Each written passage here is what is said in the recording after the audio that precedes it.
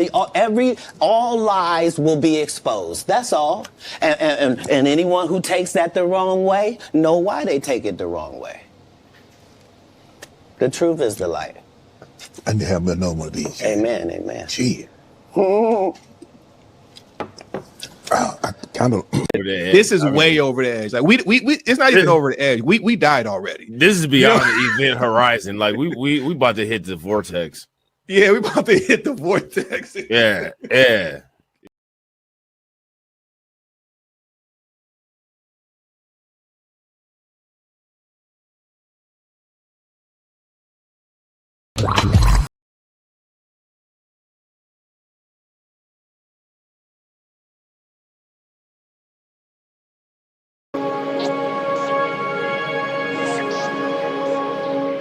How you die does not redeem how you lived.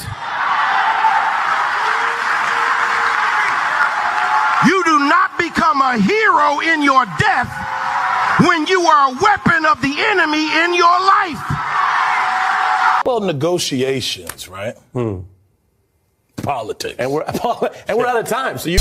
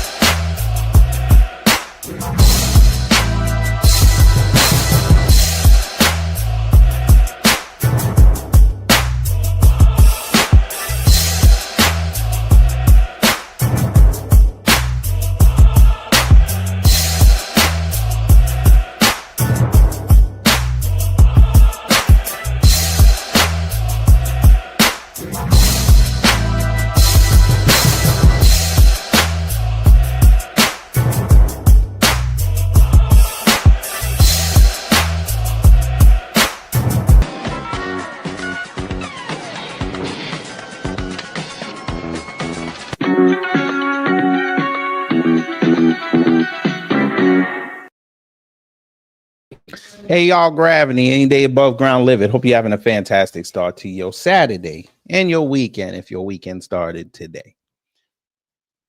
I guess the weekend is going to be hot because there's a lot going on the last 24 hours. Now, last night we Iggy'd this. Trump went in on Marjorie Taylor Greene. She responded. We're going to go over that. As promised, we're going to go over this Candace Owens, Ben Shapiro beef and how Tucker got roped into it, along with they're calling her now Meghan R. Kelly. We're going to save that for another day, but just keep that in mind. But we got to start off with the breaking news that happened yesterday. I tell you, the House Democrats are some petty cats. And I told MAGA this last year, and I told them that this year. The Republicans and Democrats hate your man. They hate you. And they're going to do everything possible to show that they have power over this man and that they hate him and they want to destroy you. Because an email came out last night, allegedly, we're going to say allegedly, that Trump had done something that he shouldn't have done, allegedly. Allegedly. Since we have to say that for the slow folk. Allegedly.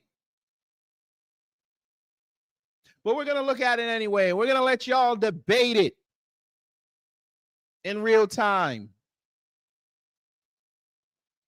But before we do all that, let's see who's in the building. Gamers Den, hello. Anthony Ruger Phillips, hello. CGI Kid Productions, hello. Cosmo Fury, hello. Don P, hello. Miss Nisi, hello. GDS, hello. Wallow J, hello. Sybil, hello. Torian Rain, hello. Brother Torian, hello.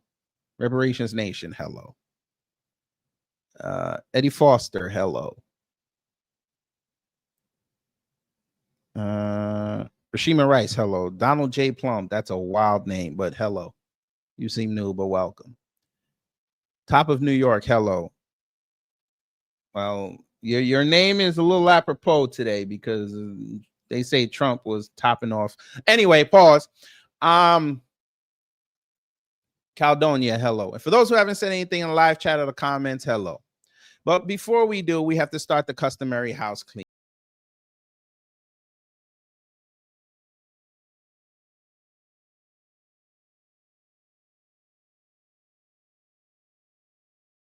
Wrong clip. It's this one.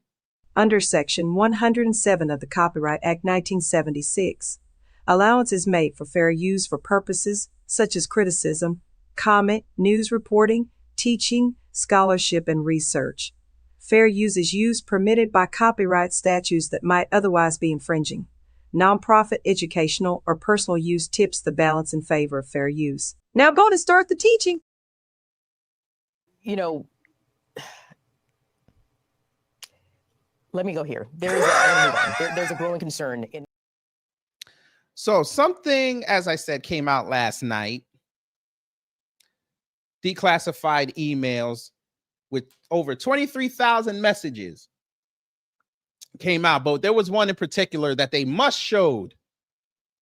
And I think the Democrats putting out what they put out the other day about Trump and Epstein and then deleting it and making MAGA, miss it because MAGA's so dumb. They don't understand that, yes, you have a right hand and a left hand, but both of them still work in tandem. So they were watching what the left hand was doing and yelled at the left hand while the right hand was taking money out of their pocket and giving it to everybody else. But also they were taking the realness and giving it to everybody else. So it says newly declassified Jeffrey Epstein emails totaling over 23,000 messages reveal extensive connections to powerful figures, including President Donald Trump. MAGA is going to tell you we already knew that, but he threw them out. Mentioned in more than half, and former President Bill Clinton. We already knew this. A 2018 exchange between Epstein and his brother Mark questions whether Vladimir Putin holds photos of Trump, aka doing things with Bubba, Clinton's nickname, prompted online speculation and memes on X. The emails also include Epstein's harsh description of Trump as the worst person he knew amid congressional discussions on further releases. Well, now again, this is all alleged. Is Greta still in jail? I hope so. Jay Adams, hello, you seem new, but welcome. That's wild to say that. Yeah.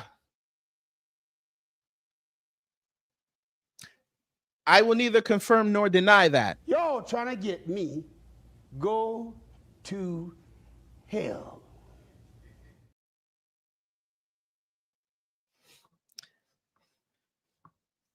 The Most High has been watching out for me for years. I'm going back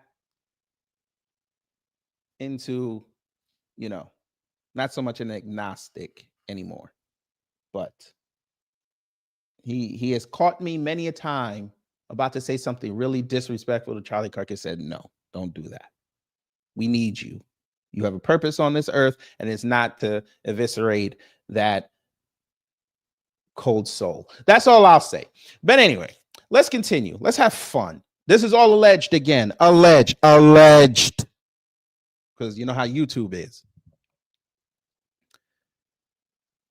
I don't think Donald Trump did stuff with Bill Clinton or on Bill Clinton, but I do think everyone should keep spreading the rumor until he gets embarrassed enough to make a public statement about it. Well, he already did, because, you know, Trump had to get in front of it. He said he's going to launch a DOJ investigation and implore them to find the connection between Bill Clinton and Jeffrey Epstein. Whoop-dee-dee.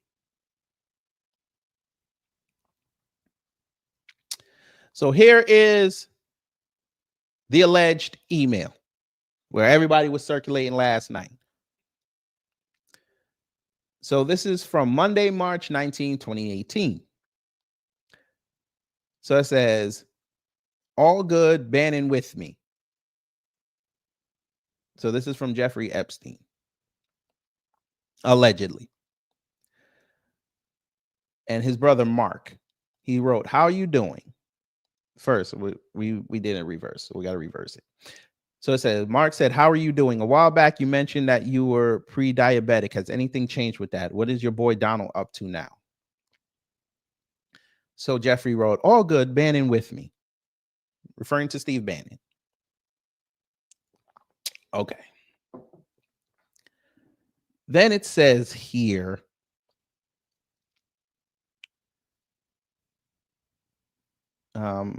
Jeffrey wrote to Mark,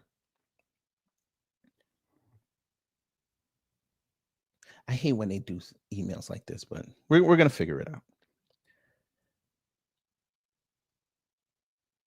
So I'm guessing this next one is here. You and your boy Donnie can make a remake of the movie Get Hard. Pause. Then wrote, and I thought I had Surus. Okay. I forgot this part. Ask him if Putin has the photos of Trump with Bubba. That's all we'll say, with Bubba. Then they wrote, I'd rather be in Donnie D's shoes. I forgot this too. You mean Donnie T. Now, I like how they wrote Donnie as a female's name. I know it's hard for y'all to see it, but there ain't much I could do about it. Yeah, this is all alleged again.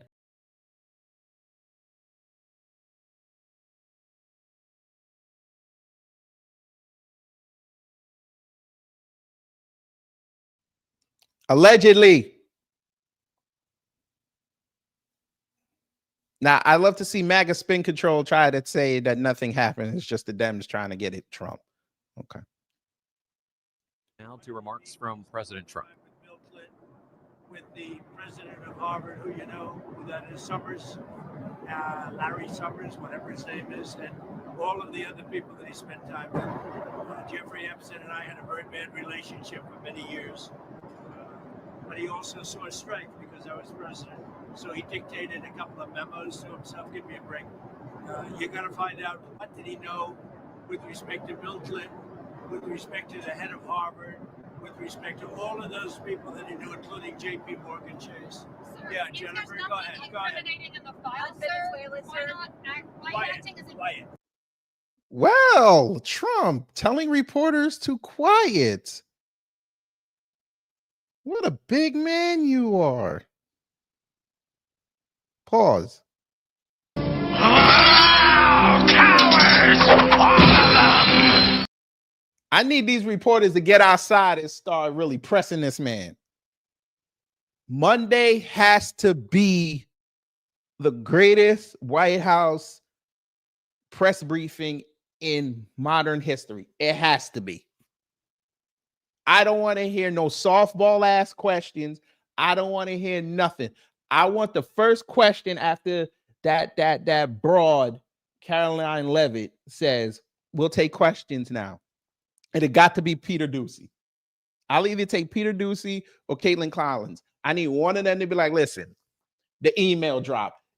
Now, what was Trump with Clinton? This is what we need to know. And I want Hillary in the back in a black wig with sunglasses just watching. That's what I need. God bless Trump. Hey, I'm sure that's what Clinton said after he was done.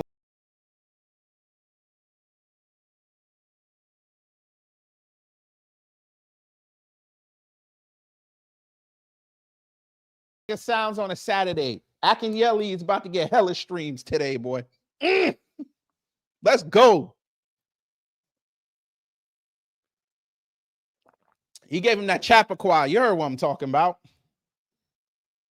I told you punk ass niggas to get off the motherfucking timeline and rap. That's the problem. You niggas be crying. You niggas be bitching. You niggas need to fucking rap. When you could, can't nobody else come up here if they not rapping like that.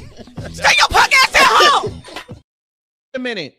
He said pathetic projection. Who's the party of the gays? The Republicans. Have you not seen the articles that have come out recently about those conservatives at AmFest and CPAC and the Turning Point USA conferences and how the Grindr app conspicuously always messes up when they get around each other? Oh, you missed that, didn't you? Well, Biggie, you're dead too. So say hi to Charlie Kirk for me. But if you got a problem with what I'm saying, I'll put up that link and me and you can have a conversation. But you got to remember, Biggie, I'm Jamaican too. And I know your transgressions too. You put them in lyrics.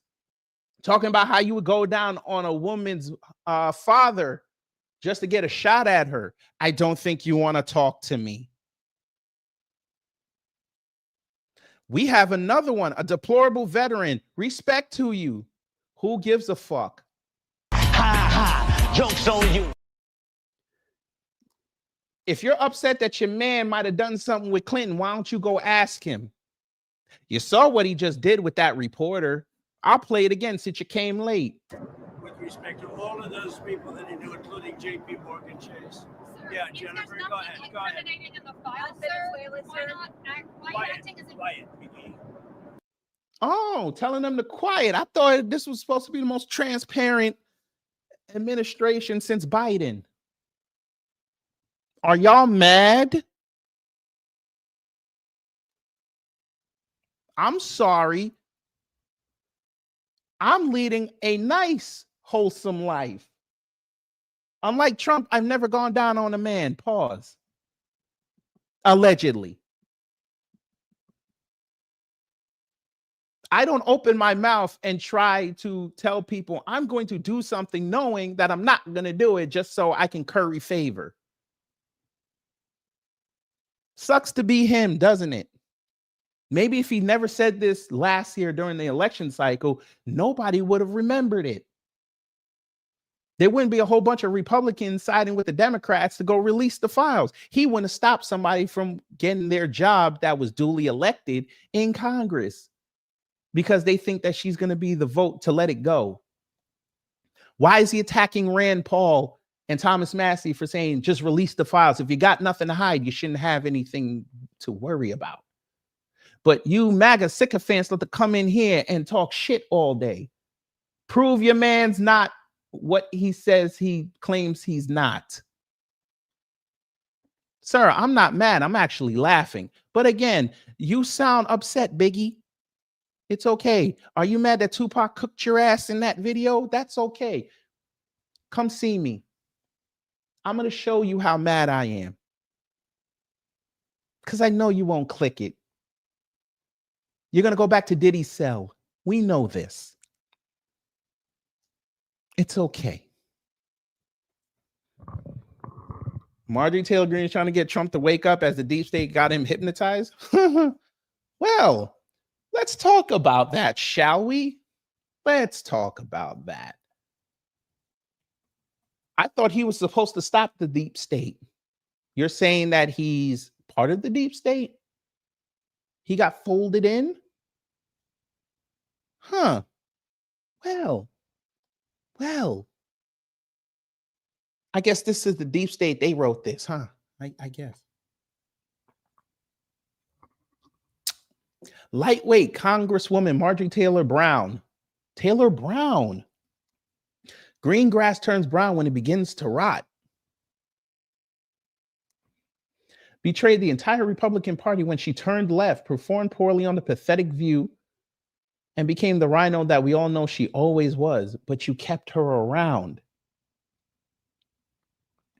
Just another fake politician, no different than Rand Paul Jr., Thomas Massey, who got caught being a full-fledged Republican in name only. Make America great again. Oh, correct. They both do suck. Correct. Oh, and he just put this out. Oh, look at cat shit.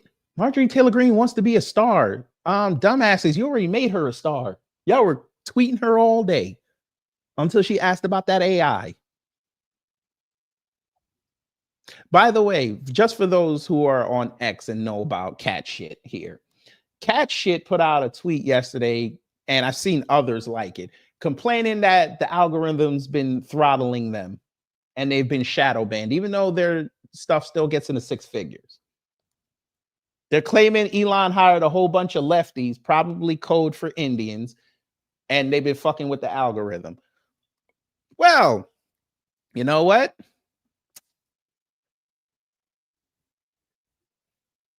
Sucks. Who cares? Anyway. What's this? Business owner in the construction industry. And as a realist, I can say we have to do something about labor, and that needs to be a smarter plan than just rounding up every single person and deporting them just like that. Right. So, and I'm going to get pushback on that, but it's, I'm just living in reality from here on out. Yeah. And if anybody's mad at me for saying the truth, then I'm sorry. Marjorie Taylor Greene, ladies.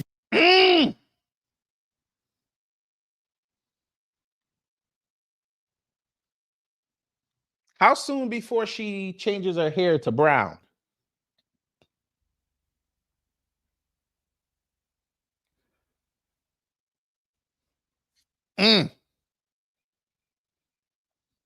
Why did he explain the joke? Because Trump is not funny.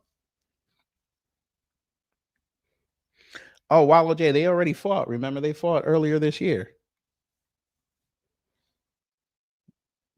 Come on, you didn't forget that now, did you? Come on, you couldn't have forgotten that. They were lobbing bombs at each other. We were loving it.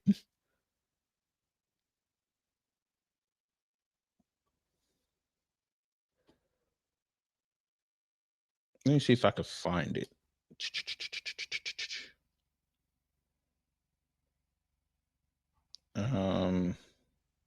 Wait, you know what? Let me Google it. Not Google, but DuckDuckGo. But anyway, how y'all doing today? I always forget to ask that.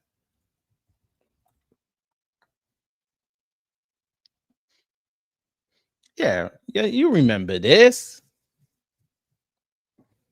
Marjorie Taylor Greene says she ain't shit. Laura Loomis says she's a low-life degenerate. Says the woman who can't have guns and lives in Florida. Okay. The chick who got committed to an insane asylum because people were saying that she was going to harm herself. Yeah. Yeah, this chick. Yeah. Yeah. All right. But again, y'all's Marjorie Taylor Greene is introducing a bill to release people from this H-1B and to completely end the program, and then Trump went nuclear on her. They say that Marjorie Taylor Greene dropped some text messages between her and Trump. And then we're going to move on. So this is what she wrote last night. President Trump just attacked me and lied about me. I haven't called him at all, but I did send these text messages today. Apparently, this is what sent him over the edge, the Epstein files. And of course, he's coming after me hard. Pause. To make an example, to scare all the other Republicans before next week's vote to release the Epstein files. It's astonishing, really, how hard he's trying to stop the Epstein files from coming out that he actually goes to this level. But really, most Americans wish he would fight this hard to help the forgotten men and women of America who are fed up with foreign wars and foreign causes, are going broke, trying to feed their families, and are losing hope of ever achieving the American dream. That's what I voted for. I have supported President Trump with too much of my precious time, too much of my own money, and fought harder for him, even when almost all other Republicans turned their back and denounced him. Well, joke's on you. That's what happens when you follow a sycophant. Idolatry, you reap what you sow. Y'all's good book that y'all claim y'all follow says, thou shalt not worship false idols. But I don't worship or serve Donald Trump. You're a damn lie. Because we all saw the videos, man, when he was ever around. You were right next to him, whether it was DC or Georgia. You were right next to him. You were all in the video. We're going to call you Marjorie Taylor Diddy, MTD.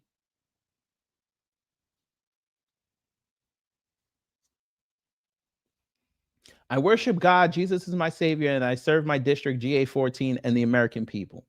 I remain the same today as I've always been. I will continue to pray this administration will be successful because the American people desperately deserve what they voted for. For me, I remain America first and America only. More America first. So 2026 will be MAGA versus America first. Probably have some Democrats in there, and that should be fun. More rogues. Check the flight logs of Epstein's plane. Bill Clinton is on there like 26 times. Hillary too. For many of us, releasing the Epstein files has always been for the women who were victims of Jeffrey Epstein, but also because we believe that Democrat bad guys like the Clintons were entangled and involved with him. Epstein was the spider that wove the web of the deep state. Lean into it. I don't know who this Natalie person is, but okay. The Jeffrey Epstein hoax. In every single interview I've done, I've defended President Trump. I've said over and over, the women say he did nothing wrong, and their attorney says he's the only one who helped. And the Democrats had 4 years to release the files, but did nothing. That wasn't their concern. Stop ignoring the women. Many of them literally voted for President Trump and say so publicly. Them being essayed as teenagers is not a hoax.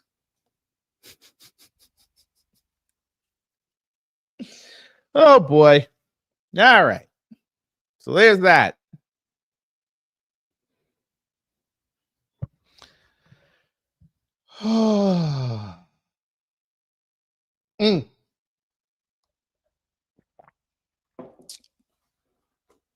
Well, that's white on white crime.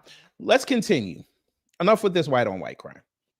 Let's get to the show. This is what y'all really came here for. Y'all came here because it finally happened.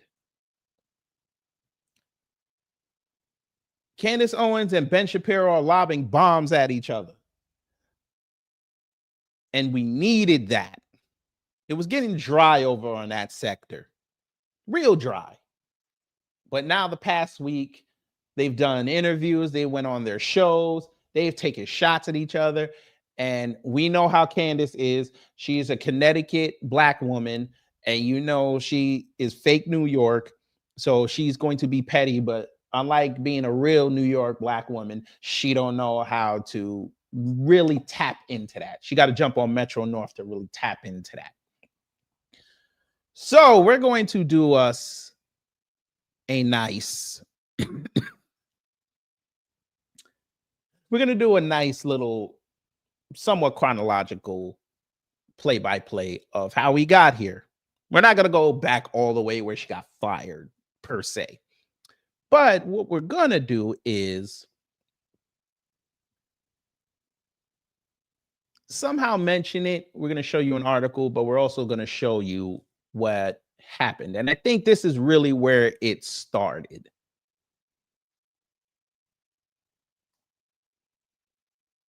You know, let me go here. There's a growing concern in. All right. So for those who don't know, Candace was bragging last week about how her podcast is #1 in the world. Okay, great. Sure. Fine.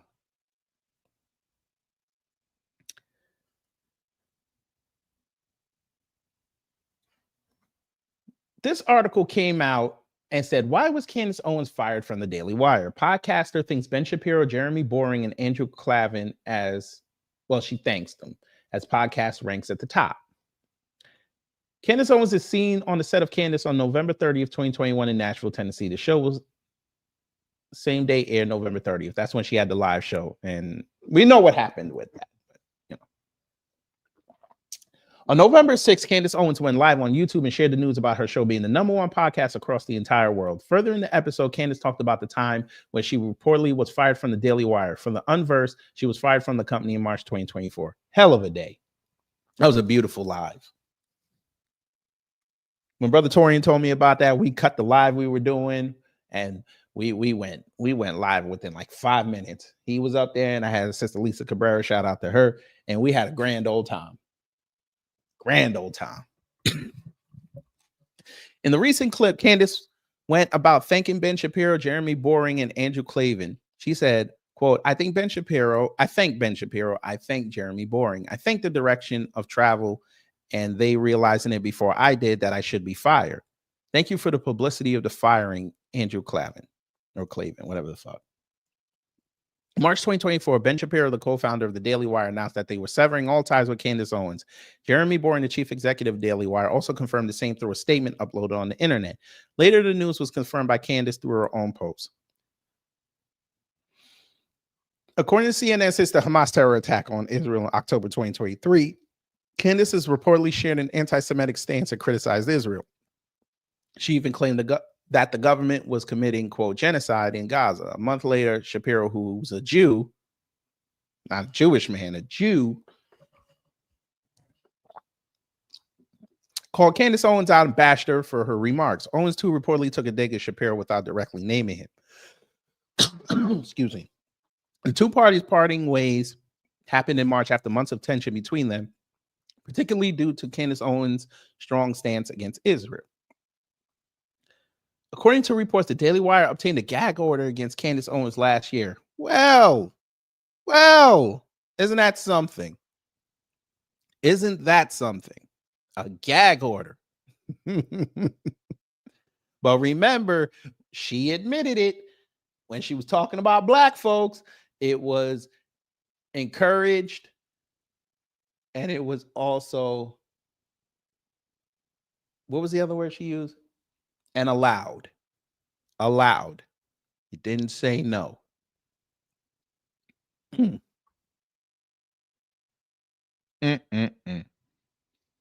About 2 months after the Daily Wire severed ties with Candace Owens, they ended up obtaining a gag order against her, according to reports. This reportedly happened around the same time as Ben Shapiro and Jeremy Boring got involved in a public negotiation with Owens to decide a venue, date, and time for a debate. We remember that, and it didn't happen. And it's hilarious. But we're pissed because we got robbed of platinum content. The news about the gag order was first mentioned in the Locals newsletter by Pulitzer Prize-winning journalist Glenn Greenwald. Sure. Despite the claims about the gag order, the same was refuted by Jeremy Boring. Boring even stated that the report is inaccurate to the point of being false. Boring reportedly added, I guess they fucked that up. I'm sure you can appreciate how fraught a high-profile breakup like this is. For that reason, we are trying to resolve our issues with Candace privately. Meanwhile, Candace Owens also shared a response to the report. She told the journalist that she could not comment on the situation at the time. Greenwald claimed that the gag order was to prevent Owens from speaking anything that could potentially harm the reputation of the Daily Wire. And unfortunately, they've done that for themselves. Eventually, no official debate took place between the two parties. Prior to the reports about the apparent gag order, April 2024, Candace Owens took to X and claimed that she had reached out to Ben's team to decide on a date for the debate. Candace Owens became part of the Daily Wire in the year 2021. She reportedly became a prominent figure for being a black conservative at the time. Okay. Sure. So there's that. Let's take a trip over to Ben. Because Ben sat down with old Skeletor herself. It was kind of weird. But before we do that, let's just get this out the way. Candace Owens said she left MAGA. Whoop-de-dee. She said that Donald Trump calling the Epstein files a hoax made her stop supporting the MAGA movement. Wonderful. We don't care. Let's get to the show. So, as I said, Megyn Kelly and Ben Shapiro sat down and talked, hashed out some stuff, and it got a little testy at times. Pause. We're going to take a look at that. I know. I hear y'all groaning because it's Ben Shapiro. I will speed up the video. I know. You know, let me go here. There's a growing concern in. Y'all see me speeding the video up. All right, let's see what these two intellectual dwarfs were talking about, because I'm sure it was entertaining. Many appearances together, and that's how I knew about him, because he was saying absolutely terrible things about you. And I am going to show a video, please forgive me, of one of my first introductions to this guy, Nick Fuentes, and what he was saying about Ben. This is a video of him showing himself playing Grand Theft Auto, right, a video game where you shoot people, and he's pretending that this character in the video is Ben. Let's watch.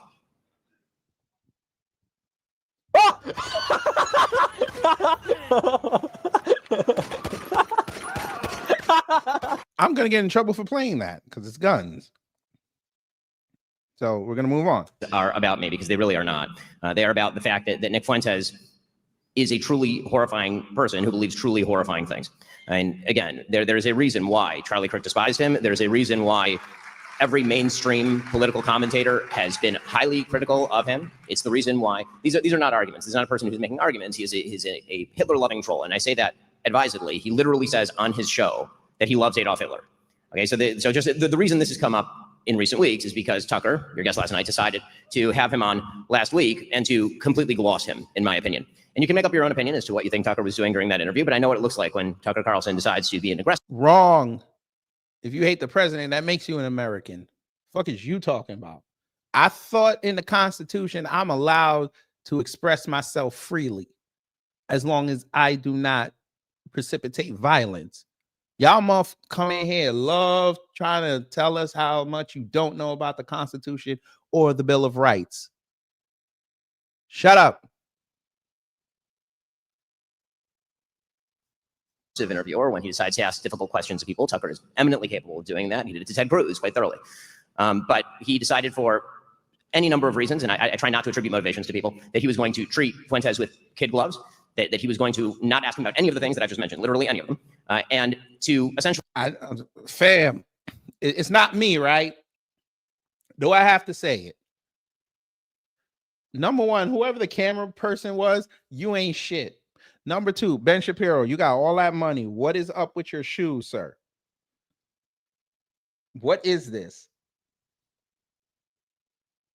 This motherfucker got so much wear, it looked like the country of I don't know what the fuck. Sir.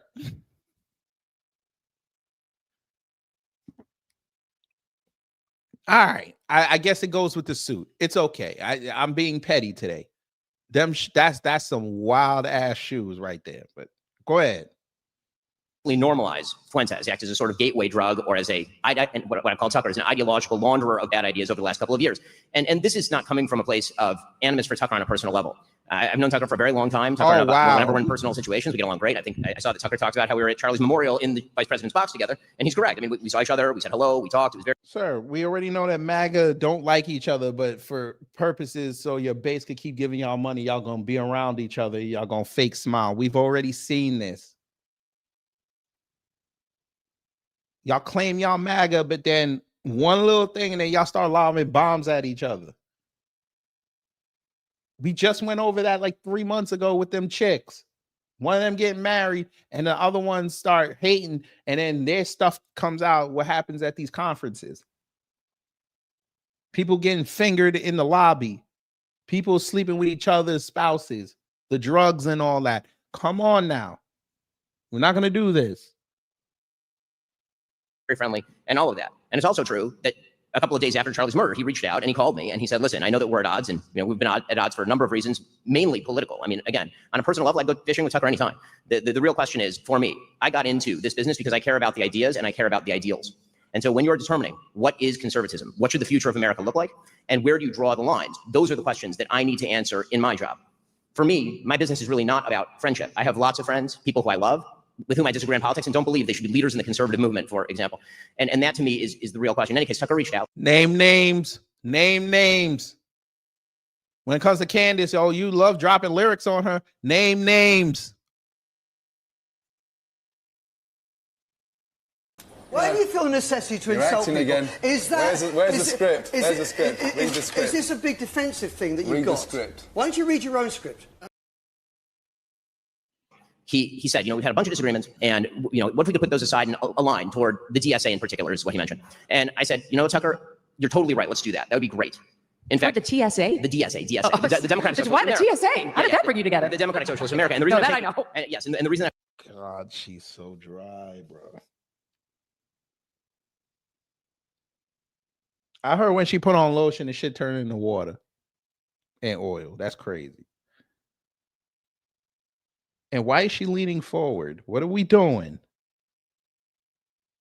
GDS is right. He got never mind. TSA only divides people. Is because yes, the reason I'm taking out my phone is because I don't just I like to evidence what I'm saying with actual evidence. So I texted him, and the text exchange was very nice. I mean, here's what the actual text exchange went like after the call. So I texted him and I said, "Thanks so much for calling. It means the world. It truly does. Should we do a show together, talking about the DSA threat, Democratic Socialist America threat, and orienting in the same direction? Happy to do whatever it takes to bring everyone back together for the fight that matters." And Tucker then wrote back, "Thanks, man. I appreciate it. I'm going to spend the next week or two thinking about how to be most effective. The country is clearly on the brink." I reached out repeatedly after that. Nothing happened. And again, I thought it was a good idea at the time. I think I felt differently after I saw what he did with Nick Fuentes, and after he proceeded, in my opinion, to spend the subsequent weeks doing literally nothing to fight the left. I say this with sadness because Tucker used to be, I think, a deeply important part of the conservative push to win. The number. You thought that.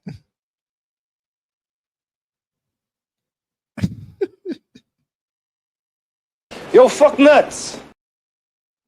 Tucker Carlson was only at Fox News to get his profile up until he became the sole heir of the Swanson fortune. He doesn't care. Didn't y'all expose him a couple months ago? Say how much of he was on the left when he was younger? Didn't Tucker come from the left?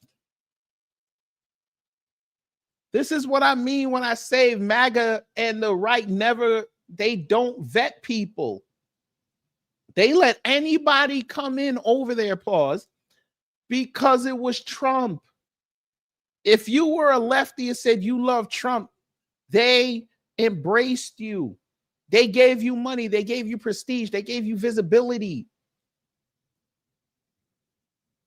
Now you have to reckon with a whole bunch of lefties in your movement.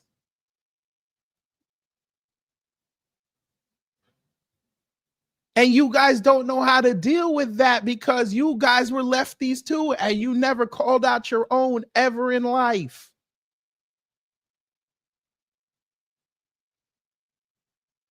Look at the way he's looking. He's thinking of the bullshit. Get to work! The number of times that Tucker Carlson has mentioned Zohran Mamdani since October 5th on his show is once. And it was in the context of Marjorie Taylor Greene and Tucker Carlson talking about the appeal of Zohran Mamdani. Just by way of contrast, not because I'm a perfect representative here, but because you talked about Zohran Mamdani a lot. A lot of us have. Since October 5th, I did 17 separate shows on Zohran Mamdani, including 4 in the last week before the election. Okay, because when you're orienting against the left, you really should orient against the left. Okay, so by the way, Ben, it must suck that you did all that content on Zohran Mamdani and he still whooped that ass. He went into that election, the heavy favorite, and y'all in between doing all that content, we're sitting there trying to prop up Cuomo, and Cuomo got his ass kicked. Now he's probably going to try to go for Congress next year, but 20, what do you say? 17 videos? 17. You don't even live in New York.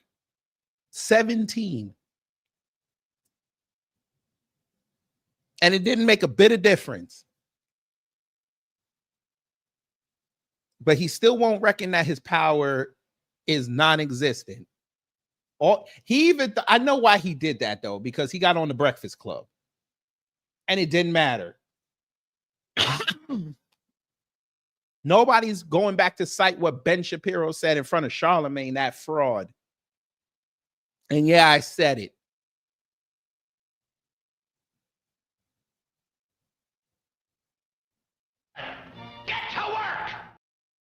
A lot in there.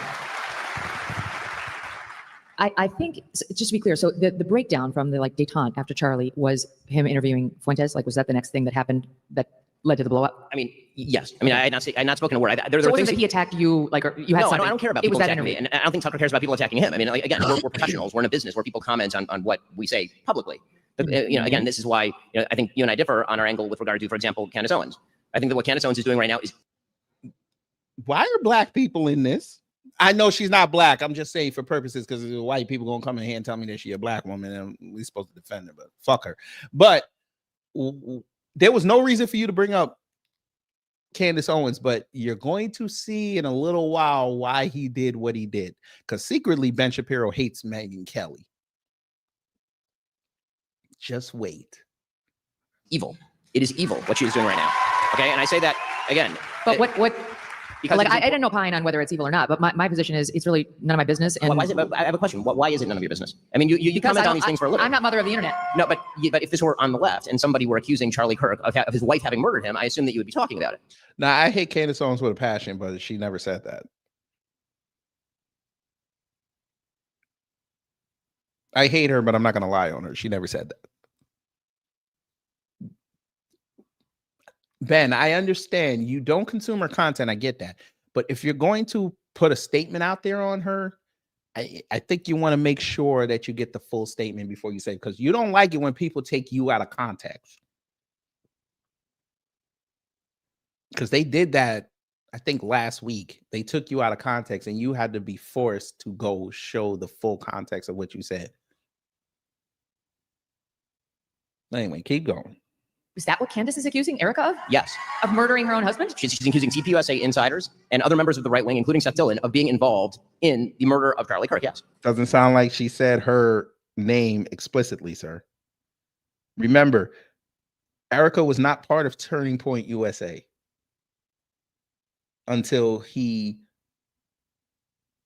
then she got thrust in as CEO.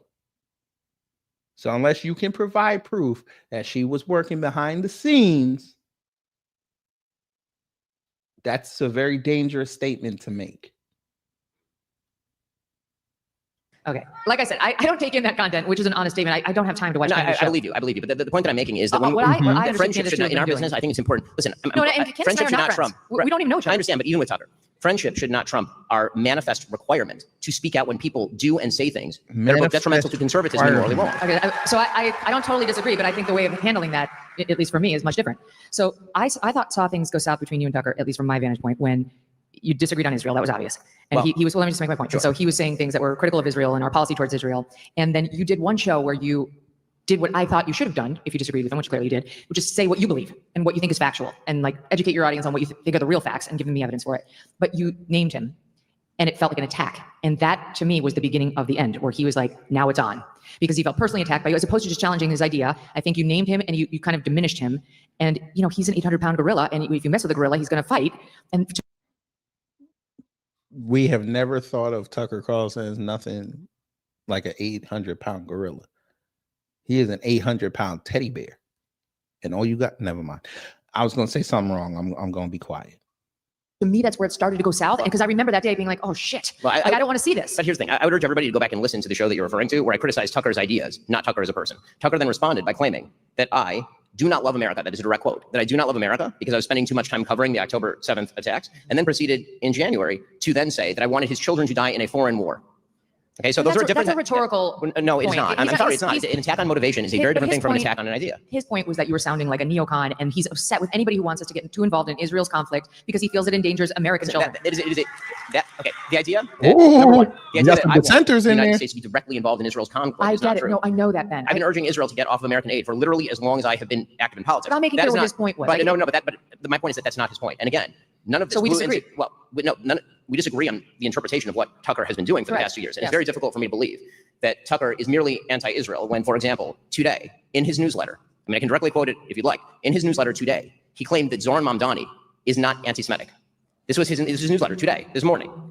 I mean, I'm happy to read the text. It's pretty. It's a little. Jesus fucking Christ, sir. He's there to help the Jews in New York. But okay. He might be anti-Semitic. You might be right, but he's also pro-dollars. So do your thing. Extraordinary, because again, it is kind of shocking stuff. So here's what Tucker Carlson wrote in his newsletter today, or what his newsletter says under his name. He said, "Is the incoming mayor a fan of Israel? Does he want America to fight its wars? Not particularly. But a Jew hater? That's a different conversation. We've never seen anything to suggest he falls into that ugly camp. If we're talking about fighting the left, defending Zoran Mamdani, who literally said that Hamas, he has no opinion whether Hamas should disarm, who posed alongside the 1993 World Trade Center unindicted co-conspirator, who would not disarm, globalize the Intifada, who suggested that whenever there's a New York Police Department boot on somebody's neck, it's an IDF lacing the strings, to suggest that that's not anti-Semitic in any way? No way. Okay, but listen, or when he, I'm going to give you a defense of Tucker here, and I don't need to defend Tucker because I'm not Tucker. But I'll just say, I think in general, because I know him and I listen to him and I understand generally where he's. Well, the New York Police Department is involved in Gensa, but Ben ain't never going to admit that. But let's continue. Coming from, he would say his problems are with Israel, and he would say that shot that Mamdani laid against the IDF is a shot against the IDF and Israel, and how he thinks they're pro-war, not against Jews. Okay. And I think all I can say is when Tucker Carlson finds himself in complete alignment with Zoran Mamdani, it is very difficult for me to believe that he does not agree with Zoran Mamdani. Tucker is in a place right now of the same place that Charlie was getting to toward the end of his life. The person that clapped was Ben's wife. The same place that some people had tried to drive me, which is you're under withering, nonstop accusations of being something you're not. But from some people who you love and who you've been protecting, at least in my case and Charlie's case, for 2 years, who you've been completely defensive of. And Charlie and I both felt, and because we talked about this on my show, like, what's happening here? Why are they dropping charges of anti-Semitism against us when we love Jews and we're both open Semites? We're Zionists. Let's be Zionists. I guess that's going to be the new word. Zionist. Okay. All right. Zionist.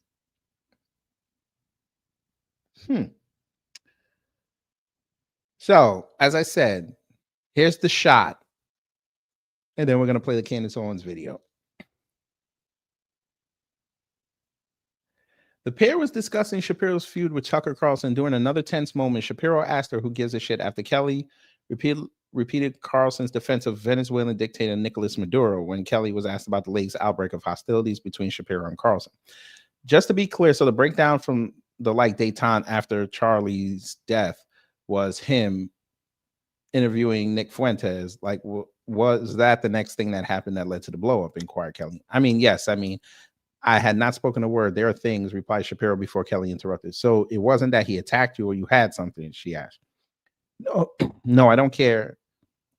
Yeah, that's what we said. And then she brought up, he brought up Candace Owens.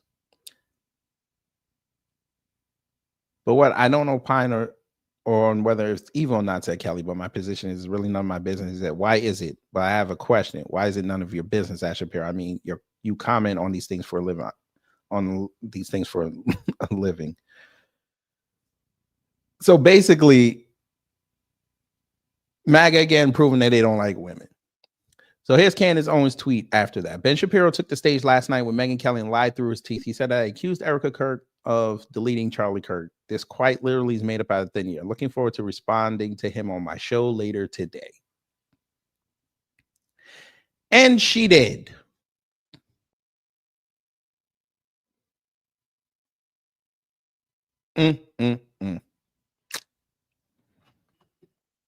This should be fun. Let's see what old Candy said. I don't know what to say other than it was the purest form of anti-Blackism that I've ever experienced. I mean, it's obvious. Say that again. Purest form of anti-Blackism that I've ever experienced. I mean, it's obvious. What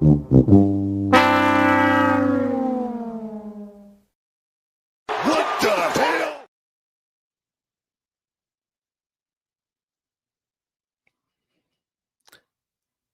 Let me just check the date real fast, and I'll go back to full screen.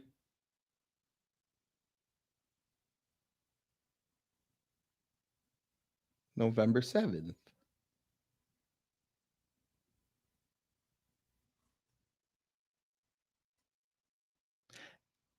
Anti-Blackism.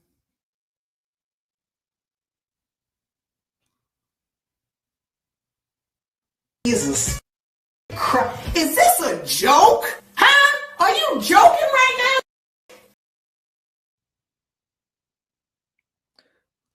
So 2 days after the elections that happened around the country, now because Ben Shapiro said something and invoked your name, now you're black.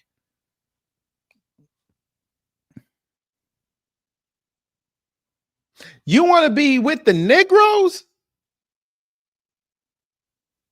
Remember, you said black people were the most dangerous people. Well, you said black men, but still come from a black woman and another black man. But you said that we were the most dangerous people on the planet. Now you want to be dangerous? By the way, you know what I'm about to say. Screenshot.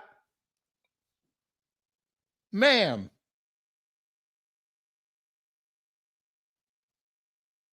Uh-oh. Haven't been to the show, so you wouldn't know what it is to win. I don't need to add. I feel like we could. So she was black on November 7th. So the day she got fired from the Daily Wire, she was black.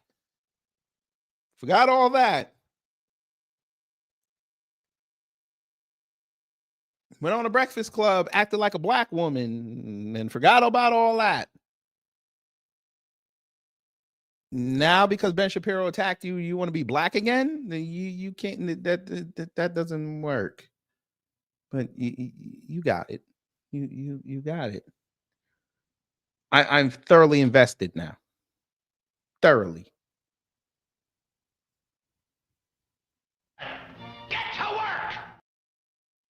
Purest form of anti-Blackism that I've ever experienced. I mean, it's obvious to me that Ben Shapiro is manifestly insane. Last night, he was gripping the microphone as he would the neck of a black woman.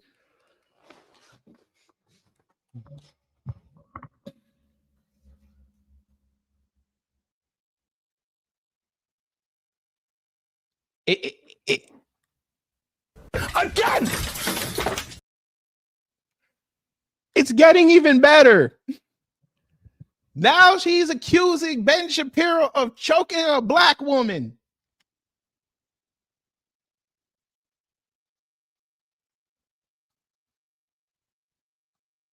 Robert, stop it. Y'all quit playing. Quit playing. Are you it? Bruh.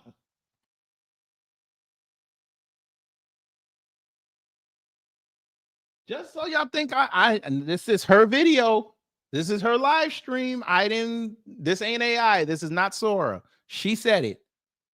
That I've ever experienced. I mean, it's obvious to me that Ben Shapiro is manifestly insane. Last night, he was gripping the microphone as he would the neck of a black woman.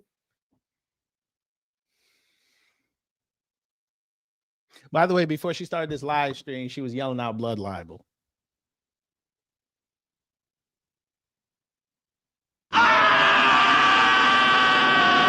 Be quiet!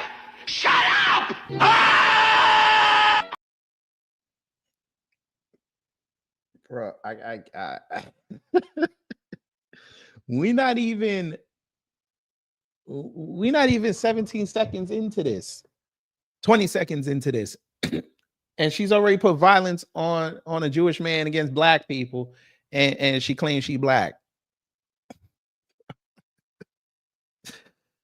Oh, this is gonna be so much fun. I'm kidding. Obviously, those are not my quotes. Those are actually direct quotations from Ben Shapiro himself when he accuses others of anti-Semitism. Whenever he hears anything that he doesn't like about Israel, those are actually his words. This is a real life tweet from Ben Shapiro accusing any American Jew who's pro-Israel of being Israel first is a pure form of anti-Semitism. That was directed at Nick Fuentes, which we'll circle back to. Also, this was a real tweet directed at Ron Paul. Ron Paul is manifestly insane. As in previous debates, he is now gripping the pen as he would the neck of a Jew. Ron Paul? Really? And this is another tweet. Perry had the memorable moments of the evening, had the memorable moments of the evening other than Ron Paul's corpse leaning forward from the grave and strangling the Jews. I don't know what's going on, man. I don't know what to say other than Ben is a funny guy. He is. He's never trying to be funny. He just is funny when he's being serious and he's MAGA, come in. Let me holler at y'all. I told you punk ass niggas to get off the motherfucking timeline and rap. That's the problem. You niggas be crying. You niggas be bitching. You niggas need to fucking rap. When you can't nobody else come up here if they not rapping like that. Stay your punk ass at home. I need y'all rapping like that. I need that. Y'all niggas out here acting like Mighty Casey versus Ice JJ Fish. I need y'all to rap like Beanie Siegel and Jadakiss. I need that. Y'all got dirt on everybody. I need them type of lyrics. Show me something. And the reason why I named the last two rappers is because they're black, and we know you guys don't like anything associated with black, even though you want to be part of black. But, you know, we continue. being seriously angry about a topic. It's just something that I enjoy to watch. And last night, he got on stage with Megyn Kelly. She had a tour stop in Florida. And I want to say, I was kind of impressed with Ben because instead of doing his usual thing where he sends others to do his dirty work so he can keep his hands clean, he was like, I'm going to peer pressure Megyn Kelly myself. I'm going to make her disavow me, make her disavow Candace Owens. I'm going to make her disavow Tucker Carlson by putting her on the spot and asking her to respond to things that Tucker Carlson never did and Candace Owens never did or said. And you really get to see it masked down because you saw this narrative circulating amongst people who were just absurdly making claims that I attacked Erica. And I know what these organic movements look like. I know how they operate behind the scenes. And I know Ben plays a part in this. And so it was actually quite refreshing for me to be like, now everyone gets to see what you are because you're saying stuff that never happened. So we'll start with what he said about Tucker Carlson. You should know Ben has a real thing for Tucker Carlson. I don't understand it. It is just, I don't know. It's been going on for a long time. There's something about Tucker Carlson that gets under his skin. I'm not clear on it. I would actually love to hear Ben speak about that. I mean, people at the Daily Wire, when they're leaving the Daily Wire, have to sign agreements that they're not going to go work for Tucker Carlson for 6 months. It's strange. Anyways, he jumped. This is really a diss record.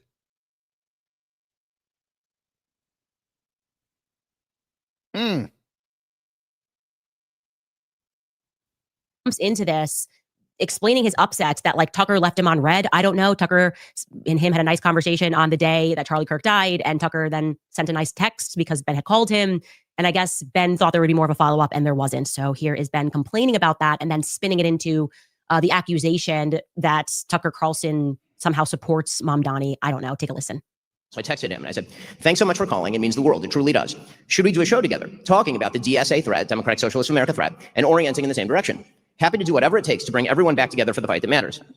And Tucker then wrote back, thanks, man. I appreciate it. I'm going to spend the next week or two thinking about how to be most effective. The country is clearly on the brink. I reached out repeatedly. After that, nothing happened. And again, I thought it was a good idea at the time. I think I felt differently after I saw what he did with Nick Fuentes and after he proceeded, in my opinion, to spend the subsequent weeks doing literally nothing to fight the left. I say this with sadness because Tucker used to be, I think, a deeply important part of the conservative push to win. The number of times that Tucker Carlson has mentioned Zohran Mamdani since October 5th on his show is once. And it was in the context of Marjorie Taylor Greene and Tucker Carlson talking about the appeal of Zohran Mamdani. Just by way of contrast, not because I'm a perfect representative here, but because you talked about Zohran Mamdani a lot. A lot of us have. Since October 5th, I did 17 separate shows on Zohran Mamdani, including 4 in the last week before the election. Okay, because when you're orienting against the left, you really should orient against the left.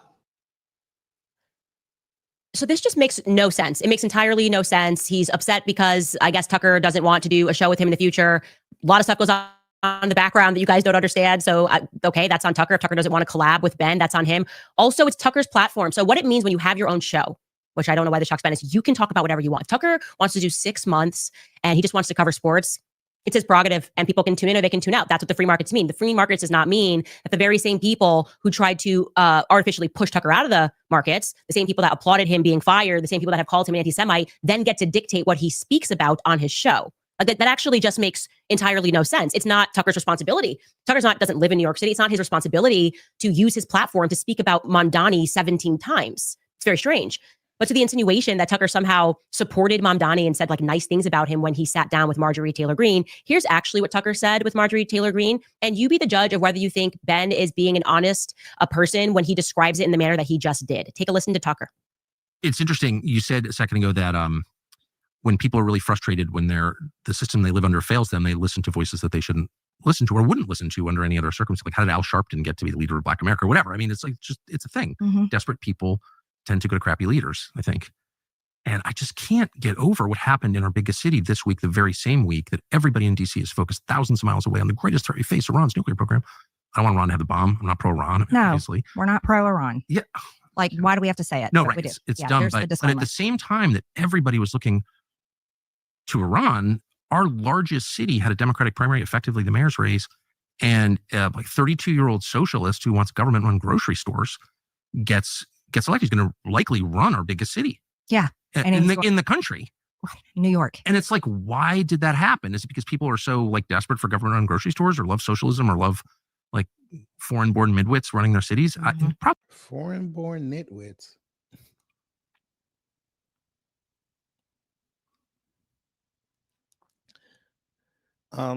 Tucker, the reason why people voted for Mamdani is because he sounded different.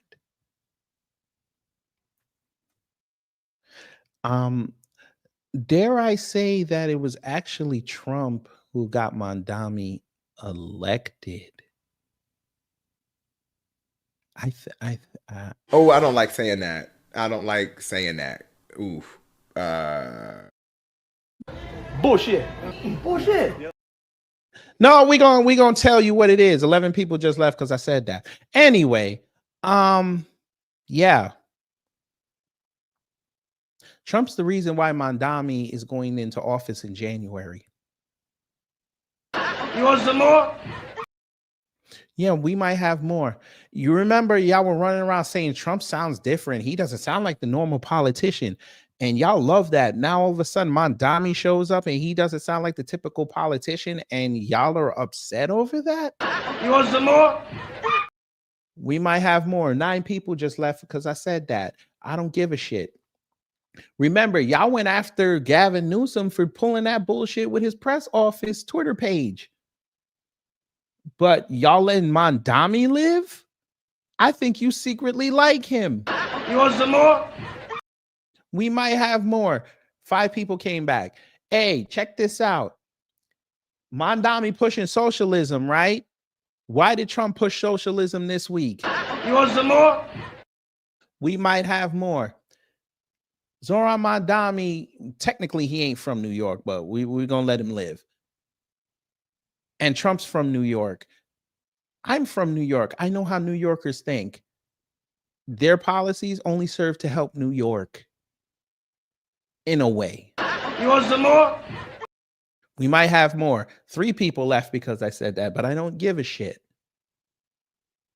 Marjorie Taylor Greene, you try to hype up a dumbass from up top. Being a Southern woman, your quote unquote morals don't align with each other, but you want to sit here and knock Mamdani because you really want to knock Trump, but you can't do it because you don't have the nuts. And I'm saying that being retroactive because this was before Trump went in on her.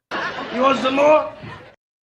We might have more. 8 people came in, 2 left, but I don't give a shit. Trump probably sent Mamdani a message through the mayor's office because he still has contacts there to congratulate Mamdani on winning and probably setting up the script so they could go at each other. You want some more? We might have more. 1 person left, but I don't give a shit. I understand, MAGA.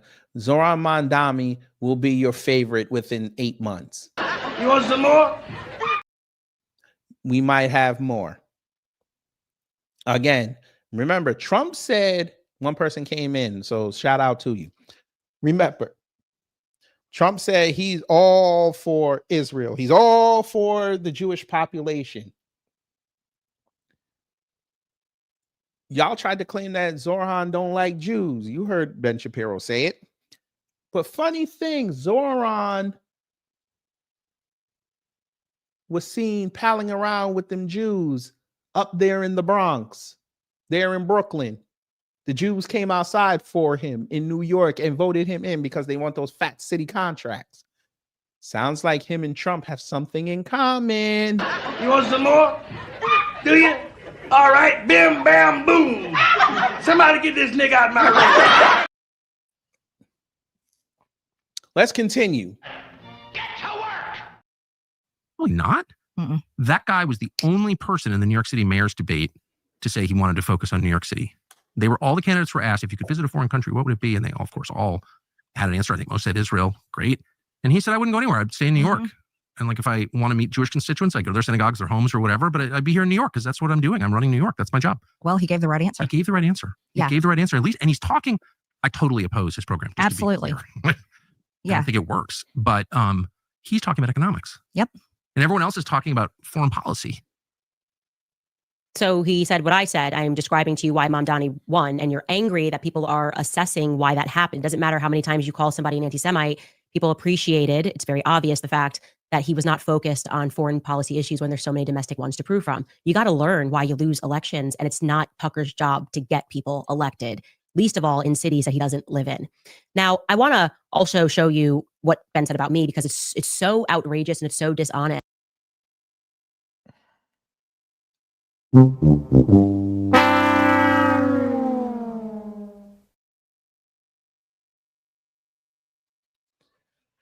I find this funny that she said this.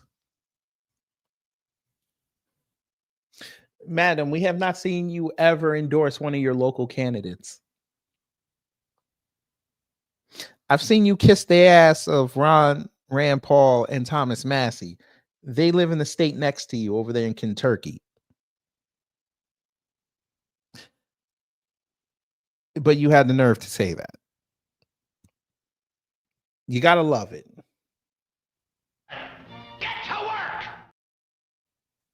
That we actually should process what is happening here. Okay. This is a watershed moment.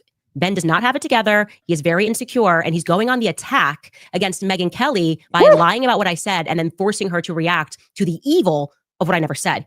Here's what Ben said. We're in a business where people comment on what we say publicly. Again, this is why I think you and I differ on our angle with regard to, for example, Candace Owens. I think that what Candace Owens is doing right now is evil. It is evil what she is doing right now. Okay, and I say that again. But what? Because like I didn't opine on whether it's evil or not, but my position is it's really none of my business. And why is it? I have a question. Why is it none of your business? I mean, you comment on these things for a living. I'm not mother of the internet. No, but if this were on the left and somebody were accusing Charlie Kirk of his wife having murdered him, I assume that you would be talking about it. Is that what Candace is accusing Erica of? Yes. Of murdering her own husband? She's accusing TPUSA insiders and other members of the right wing, including Seth Dillon, of being involved in the murder of Charlie Kirk. Yes. It's just, I don't even know how to respond to it because it just never happened. It's so crazy.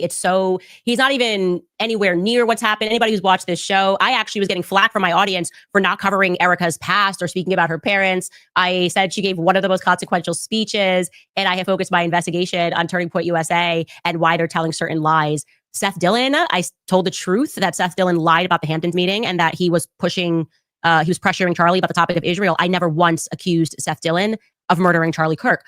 So what's he actually doing here, right? Obviously, there's a lot of layers that we should peel back, and it's important that we do it. The least interesting part of this is the fact that he's lying through his teeth. That's implied he's a Zionist, but there's a lot more that's I told you punk ass niggas to get off the motherfucking timeline and rap. That's the problem. You niggas be crying. You niggas be bitching. You niggas need to fucking rap.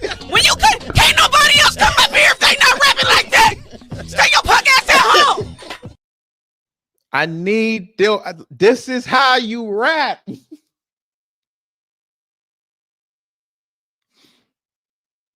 Oh, we're going to have fun with this one. Oh, yes, we are, family.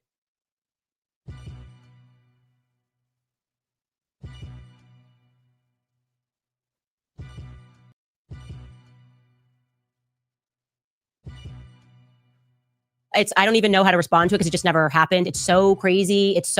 He's not even anywhere near what's happened. Anybody who's watched this show, I actually was getting flack from my audience for not covering Erica's past or speaking about her parents. I said she gave one of the most consequential speeches, and I have focused my investigation on Turning Point USA and why they're telling certain lies. Seth Dillon, I told the truth that Seth Dillon lied about the Hamptons meeting and that he was pressuring Charlie about the topic of Israel. I never once accused Seth Dillon of murdering Charlie Kirk. So what's he actually doing here, right? Obviously, there's a lot of layers that we should peel back, and it's important that we do it. The least interesting part of this is the fact that he's lying through his teeth. That's implied he's a Zionist. But there's a lot more that's happening that meets the eye, because Ben Shapiro is effectively the final boss of the pro-Israel lobby.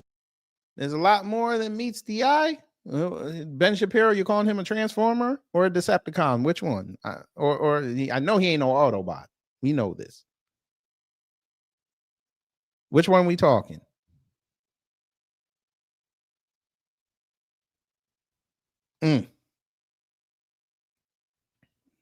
This is crazy. She is dropping lyrics. We needed this last year, though, madam. We needed this last year. You were sitting there being all conciliatory. Let me just how they call it? Just trying to make sure you can get your money. You don't want to piss none of them off because you wanted them to come over to your channel. Nah, if you're going to rap some lyrics, I need lyrics. Don't y'all need lyrics, family?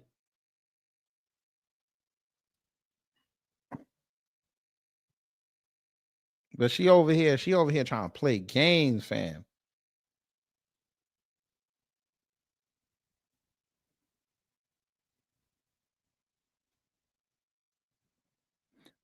Watch this motherfucker.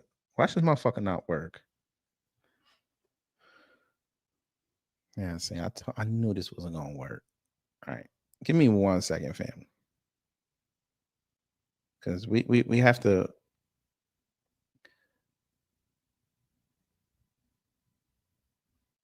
You know, she says she black, so we don't understand it, but we kind of understand it, but we really don't. I don't know how she's black now, and she's trying to rap like this, but you know, bless a little coon heart. Where is it? So I'm on this. Gonna take. Oh shit! Only took like 10 seconds. Let's get it. All right. So how do y'all feel so far? I'll ask that. How do y'all feel so far? I think she's full of shit. She's just reading a script again. This is all window dressing. Listen, if you this should have sparked you to come outside and say, listen, Ben, you talking all this shit, sir. Just come see me. You in Florida, I'm in Tennessee. Hell, we'll meet up in Atlanta. It's halfway. Stop talking shit. Let's just get in the booth in front of folk and let's end this. You bring your docs, I'll bring my docs, and we'll let the audience believe it. But we know Ben Shapiro, he gets torched in debates badly. But, you know.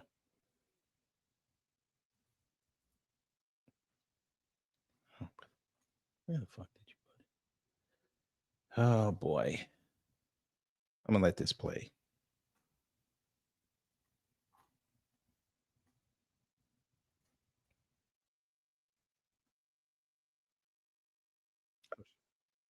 And it's because he never comes out and says what he means. He's kind of like more of a behind the scenes person. And we're now watching him come undone in real time, because no matter who you are in this age of digital media, it is simply not a good idea to lie through your teeth. Okay. Wrong time, 2025.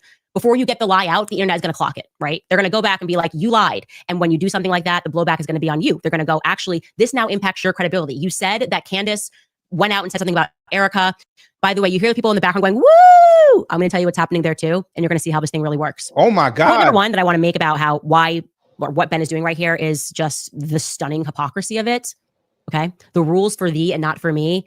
I am getting old. My memory is getting a little fuzzy, but I distinctly remember the week that I was gloriously fired from the Daily Wire. And during that week, the CEO of the Daily Wire, at the time it was Jeremy Boring, jumped onto an X space hosted by Lauren Chen and had a conversation with Nick Fuentes where he sang Nick Fuentes' praises and also invited him onto the Daily Wire. Okay. Here's a headline because the Huffington Post remembers too. Daily Wire CEO tells white supremacist Nick Fuentes that he's talented and he's very funny. The article goes on. During a live streamed conversation with white supremacist Nick Fuentes last week, the CEO of the Daily Wire, a major right-wing media outlet, praised the prominent fascist influencer and offered only mild criticism about some of his political views, a stark difference from how he has spoken about Fuentes in the past. On March 25th, the Daily Wire CEO Jeremy Boring joined Fuentes on X for a live audio chat room. Boring told Fuentes that he listens to Fuentes' show quite often and that he thinks Fuentes is quote unquote very funny and one of the most talented political influencers, even if he is very concerned about some of what Fuentes says. Later in the discussion, Boring said that he'd be thrilled to have Fuentes on one of the Daily Wire's shows to debate the media company's popular pundits, some of whom have millions of viewers. This happened. So I want you just to remember this because I feel like people are not appreciating how hypocritical it is that he's now trying to struggle session Megyn Kelly because, he had Fuentes on the show when the Daily Wire position in 2024 was that their CEO could talk to Nick Fuentes publicly, praise Nick Fuentes publicly, and also invite Nick Fuentes onto the Daily Wire platform. We should actually take a listen to a little bit of that conversation between Jeremy Boring, then CEO of Daily Wire. God. I told you punk ass niggas to get off the motherfucking timeline and rap. That's the problem. You niggas be crying. You niggas be bitching. You niggas need to fucking rap. When you can't nobody else come up here if they not rapping like that. Stay your punk ass at home. She is rapping on this man. She is dropping lyrics on this man. Ben Shapiro, you got till Monday to respond, my G. I know this was last week. We're going to give you till Monday. That'll make it 10 days. If you don't have nothing in the booth ready for her on Monday, you lost. You lost.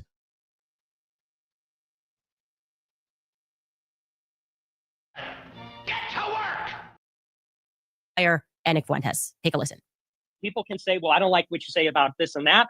I don't like the guys like Shapiro will not say Christ is King, America first. I think they forfeit their ability to lead. I would never listen to somebody that can't say those things because, those things are really the foundation of wisdom, which is the love of God, which, as you say, goes through the Son, as we all know, can only go through Jesus, and oikophilia, which is, your love of your home. You see who's hosting this fucking space? This Russian asset, Lauren Chen. You see that, right? So sad. So sad. Of your homeland that you reside in, not some other homeland. So I just want to get that across to you. It's kind of a strange circumstance that we're talking, but that's how I feel about it. And I'll say this, Nick, that I listen to your show quite often. I think you're one of the most talented people out there, and I'm very concerned about some of the things that you're saying. I wish, I think that you're a very gifted communicator, and so it's hard for me to imagine that you consistently miscommunicate. Bullshit. Some of these things. I'll hope that I'm wrong and yield the floor back to all the people who actually came on here to talk to each other. Anybody want to help me out why it's now different? What could be different now that it was okay when the Daily Wire was open to doing it and then Tucker did it and now it's suddenly not okay and it's the worst sin that could ever happen to speak to Nick Fuentes?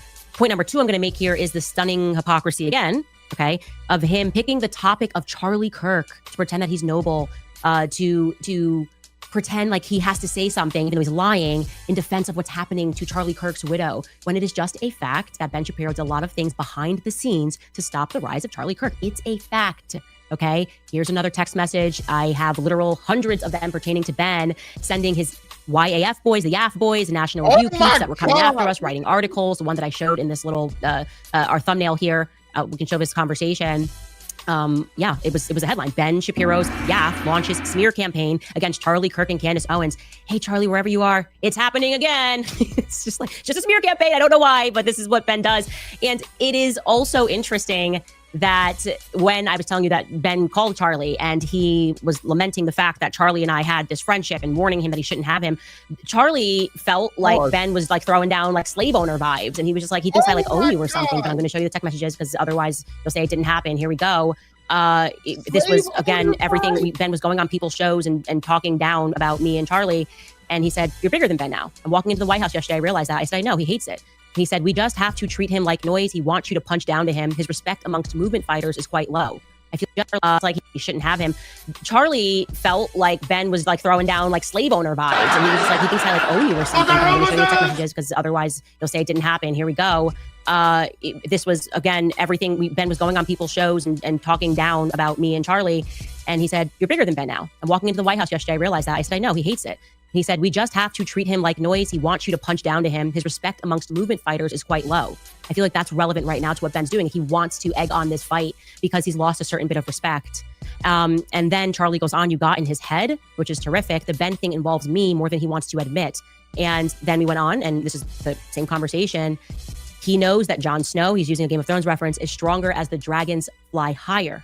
He said it pisses him off, and he's sending his incestuous brother to go try and kill us. It's worse. He views you as my slave, 100%. Control her is what he really was saying to me when he called. So this has been, and by the way, like I said, I have hundreds of these messages. And so you have to imagine being in my position when you see someone who did everything he could to kind of stop the rise of Charlie Kirk, now trying to struggle session Meghan, who was actually a very good friend to Charlie. Charlie deeply respected her. And towards the end, obviously. That's the name of it. That's the name of the diss record. That's the name of the diss record, Struggle Session. The Ben Shapiro diss. Candace Owens, you in Nashville, so I know you be going to the black neighborhoods for the good food. Go find you a studio and record the lyrics. Just call it Struggle Session and put Ben's face on the cover. You would sell 1 million copies amongst MAGA because they're retarded. But, bruh. Don't use the ether beat either. You gotta. There's Negroes down there that need money, and they got beats. It only got to be like 60 seconds of cooning. That's it. But you gotta get him. You gotta get him. You can't leave the streets outside.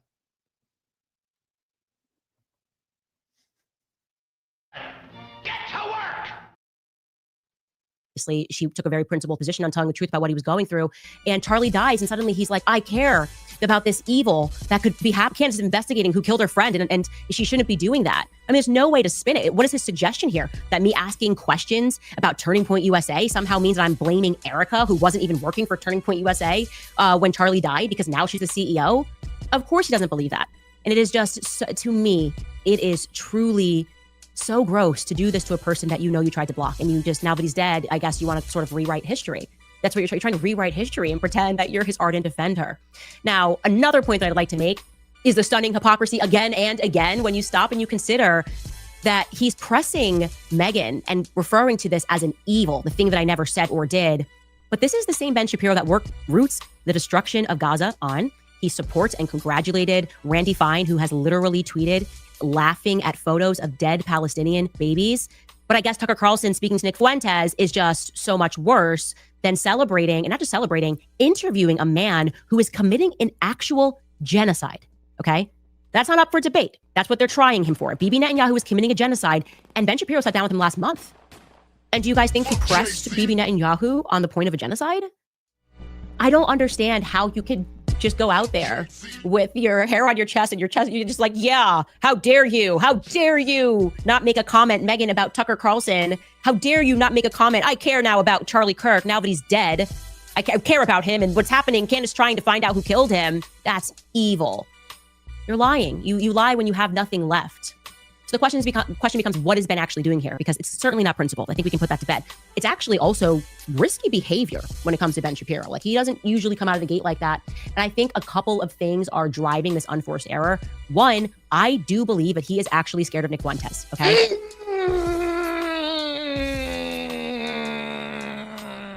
I told you put niggas to get off the motherfucking timeline and rap. That's the problem. You niggas be crying. You niggas be bitching.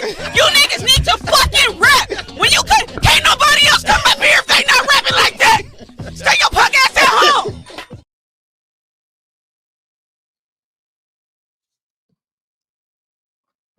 Bruh, the lyrics.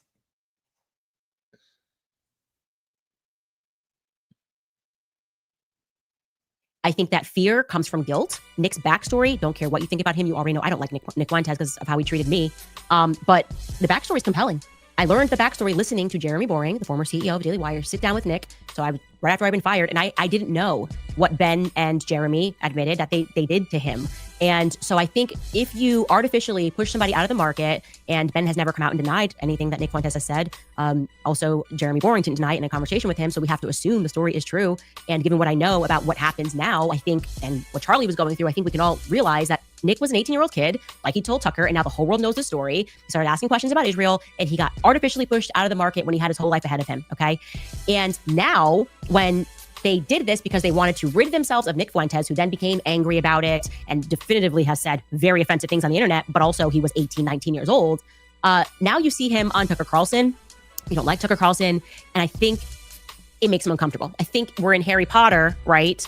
And Lord Voldemort thought he killed the baby, and the baby may be lit. I don't even know who the Dark Lord is in this story, but I do know. I don't even know who he must not be named is in the story. But I do know that with Ben and Nick Fuentes, it's kind of a neither can live while the other survives. And Nick Fuentes seems to have survived, okay? Without advertisers, without sponsors, without connections, with the entire media writing things about him, being put on the ADL's list, he has proven to be quite resilient. And it is in large part due to how hard they fight him that people become curious. It's like, we're watching kids be bombed. Like, how many people have lost their lives in Gaza? And you're telling me the greatest evil is Nick Fuentes? I'm sorry. I think I can survive Nick Fuentes insulting me. I don't feel the need to wheel and deal behind the scenes or, tell Tucker not to host. I just don't care. It's just really not my business. I'm like Megan. I just don't care. Like, okay, if somebody wants to be a fan, they can be a fan of Nick Fuentes. And I sense an insecurity here in the fact that 10 years on from when Ben had this thing that happened to Nick Fuentes that he tells a story about, now Nick Fuentes is still here and Ben's influence is waning. It just factually is.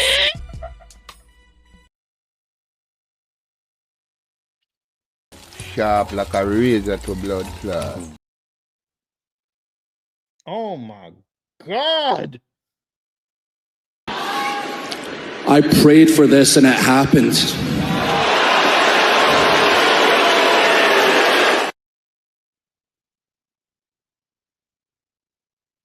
This is how you rap.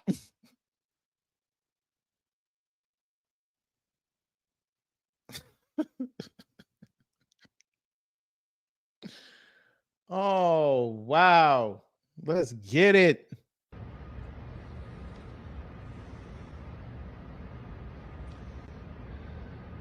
This is how real it is to The Rock. Chills. This is how real it is to The Rock. This is what we need. This is what we should have had last year when it was hot.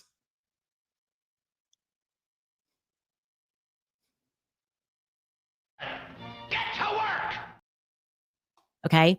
Another thing that's happening here, and this is on the point of Megyn Kelly and going back to the woo, making it sound like Ben's got a popular position about me. I sense that the pro-Israel lobby is on the brink of collapse. They are desperate for allies, right? And they're so desperate for allies that they're forcing them away. That's what they're doing to Megyn Kelly, right? They're showing the world right now they are willing to lie to get what they want. Ben is lying right now to get what he wants. And for whatever reason, the pro-Israel lobby believes that this repeat failed strategy of lying and threatening people is going to work. Now, you might be asking, well, how is Megyn Kelly being threatened here? This is exactly what Ben just did on stage. That is exactly the moral blackmail that Charlie was speaking about in the last days of his life, okay? Ben is morally blackmailing Megyn, right? He's sitting across from her. The threat is her reputation. He's standing there and he's saying, Candace is attacking a grieving widow and accusing her of murdering Charlie Kirk. Will you disavow this evil on the spot? And he's got these fake people going, woo, yeah. And you can see Megan's uncomfortable because she's like, well, did she say that, man? Like, maybe that is evil. Like, does that happen? And doubles down. He's like, yes. She said, Seth Dillon murdered Charlie Kirk. Will you disavow this evil on the spot? That is moral blackmail. Are you a better person than to accept Candace Owens, who has attacked a grieving widow and is saying to that grieving widow that you murdered your own husband? That is moral blackmail. Now, speaking of on the spot, everything that you just saw happen here, and Megyn Kelly, I hope you see this. Truly, you guys send this clip to her. This is really important. It is pre-planned. It is not organic. The supporters are not organic. The questions are not organic. We can pull back another layer of this onion so you can understand how vicious politics is, because it is vicious. You might remember, maybe you forgot, but I spoke at YWLS in 2024, right after I was fired from the Daily Wire. And a big thing happened, and we should never forget it, okay? While I was heading to speak at this event, we learned, because there was an intern at the Daily Wire who had a conscience, and she felt very uncomfortable with the secret mission that she was put on, we learned that a covert mission was happening where they were sending an intern to ask me a question, okay, to get my answer on the question. And then what was going to happen next is they were going to pass around a clip. They were going to make it look like she was just a random student. Let me show you a clip, because we found this out. I called it out on stage. Charlie intercepted. We found what her name was, and I called this girl out on stage. Take a listen. You guys, the last thing that I am going to say, strangely, this is such a crazy story, but as I was headed in here, I got a frantic call from somebody. They called me and they said, Candace, something very weird is happening. The Daily Wire has sent somebody secretly to record you, an intern, a PR intern, to secretly record you, to catch you in a bad moment, in a bad light. And I think that intern's name, no, to be fair, it is never the fault of a person when their employer is sending them to do something that isn't good, but I would really love it if Ariana stood up. Hold up.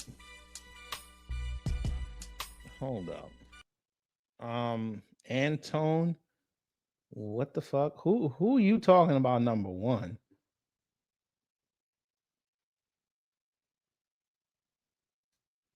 Okay, this is what we're gonna do. Since after we finish this video, because I'm gonna play like maybe 2 more minutes. Cause she been torching this motherfucker. All you motherfuckers that think Trump ain't in there, come prove it to me. You cowards, stand with your man and prove that he's not in those files. But we know you can't do it.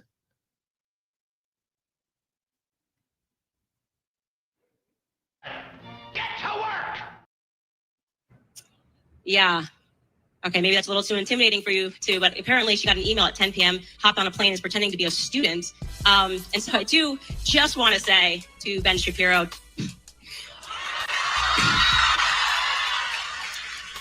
enough. Come out into the light. Really, come on. Let's do this debate. Stop sending interns to do your dirty work.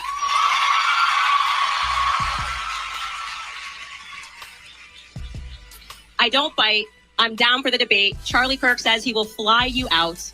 He will fly you out next week to Detroit, and we can do the debates on his stage. Thank you, Turning Point USA. Let's take some questions. The Turning Point USA that I wasn't a part of. That's how it went down. And Charlie was like, yeah, that's crazy that this is happening. He's like, call him out on stage and offer the debate, and I will fly him out personally to come debate you on this. But this is how it works, okay? They send people, they make it look like it's organic. They'll send people to your events, and they will have people applaud. That was orchestrated by Alyssa Cordova, now that she's not at the Daily Wire. I can say that, who I was calling out yesterday. But it's so important for people to get this. What is happening at Megyn's events, I will guarantee you, people coming and asking her questions and trying to get her to disavow Tucker Carlson, that is not organic, okay? That is pro-Israel people that are paid to do it. Honestly, Megyn, if you're watching, you give me the list of your attendees. I'm assuming this was a ticketed event. I will find the people. They'll be from YAF. They'll be from some organization. If you let me go through the names, I love an investigation. I will tell you how many people were sent there to go, whoa, and roars applaud, actually trying to intimidate you and to force you to take a position and to make you feel uncomfortable because it's a part of that moral blackmail pileup. And so I'm actually genuinely not upset. I don't care. I believe in the free markets. I genuinely will say again, I will always debate Ben Shapiro. If Tucker left you on red and you want to come on this show and you want to debate Israel and you want to discuss Erica Kirk and the things I never said, if you want to discuss your relationship with Charlie Kirk, anything that I have said that you would like to dispute, my platform is your platform. I'd say you should come on my platform because my show is bigger now. But we could also do yours. God. So hit me up. Oh my God. Oh my God. That's it. That's the shot. I told you punk ass niggas to get off the motherfucking timeline and rap. That's the problem. You niggas be crying. You niggas be bitching. You niggas need to fucking rap. When you could, can't nobody else come up here if they not rapping like that. Stay your punk ass at home. It's over. It's over. Ben Shapiro, you lost. But again, you have 48 hours to respond to this. You had 8 days already. Bruh. That's how she ends. That's how she ends it. Oh my God. Hey, you cowards. Okay, video's over. Click that link, you cowards. Oh, you sure he's not in there? You're sure about that? Well, some lyrics just dropped over in Xland. Would you like to see lyrics?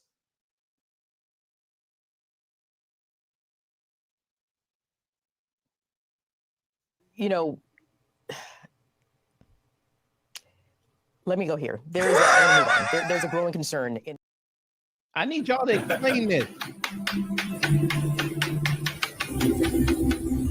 Huh? Go ahead and tell me that's AI. Go ahead. Go ahead. Pause.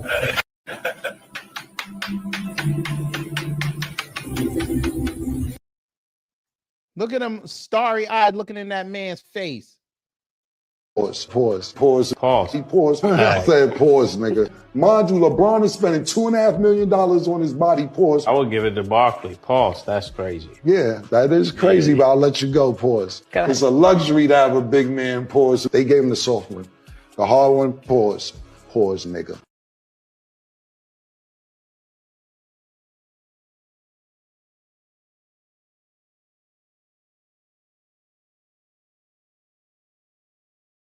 Oh, yeah, wait a minute. Now y'all don't want to say nothing to me now. Huh? Huh? Y'all don't want to come defend your leader? Oh, I know why you won't do it. You saw black folks for years defending Obama, and you wish you had that kind of loyalty. Y'all motherfuckers jumping off them ships with the quickness, boy.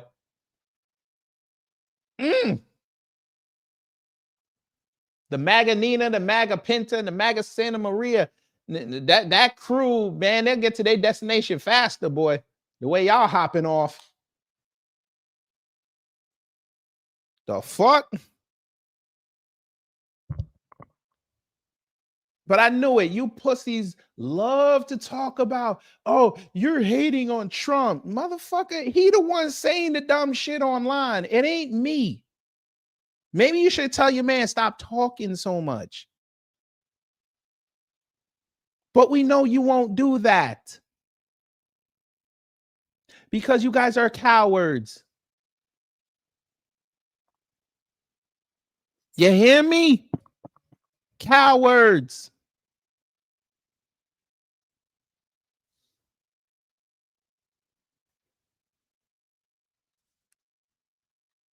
You useless bastards, you.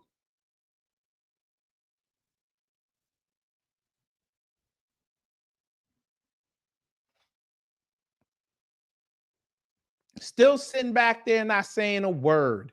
We know this. The Chinese know that we know. But we make believe that we don't know, and the Chinese make believe that they believe that we don't know, but know that we know. Everybody knows. Gonna come in here, write 5 messages, and then leave. Coward. Just like Trump. If Trump got a problem, I need him to put Marjorie Taylor Greene in the room, sit from each other, and rap some lyrics. I need that. Show me something. He from New York. Marjorie Taylor Greene from Georgia. So she know what the rap sound in Atlanta was. Trump from New York. He been around them rappers. They should rap. But nah. Y'all don't want to hear none of that.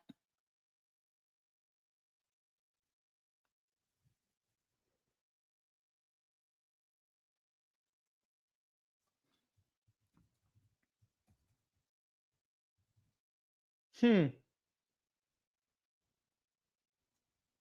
you just find that interesting, family? They all come in here to defend their people. I'm like, okay, cool. Let's have a conversation. Come defend your man. Can't come in here and defend their man.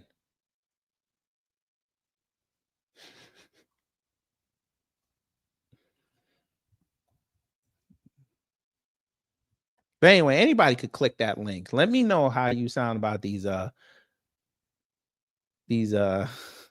allegations. Alleged. These alleged allegations. Alleged.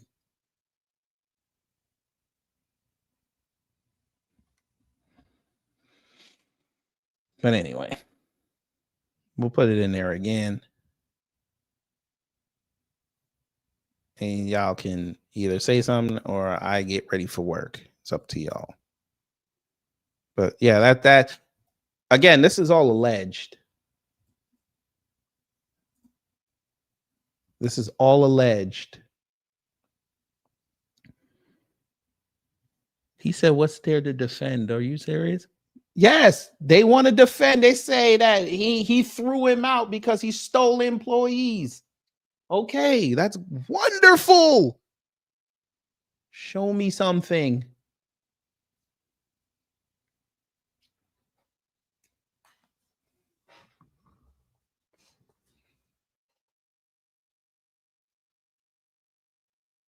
But we know why y'all won't do it. We know why.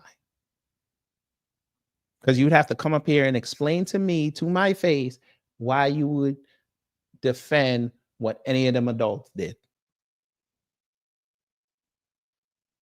But yeah, that's again, they're going to tell me this is AI.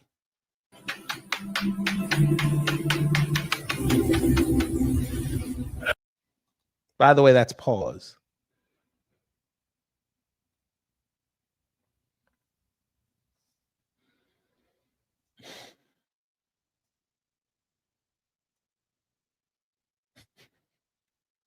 That brings new meaning to grabbing them by the joke's on you. Maybe that's what he really meant.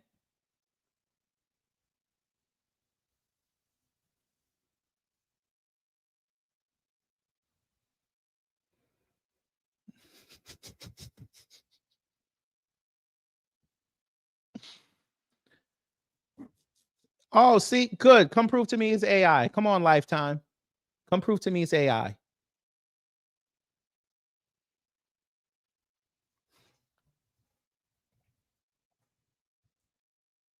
Tell us the prompt that they use for that.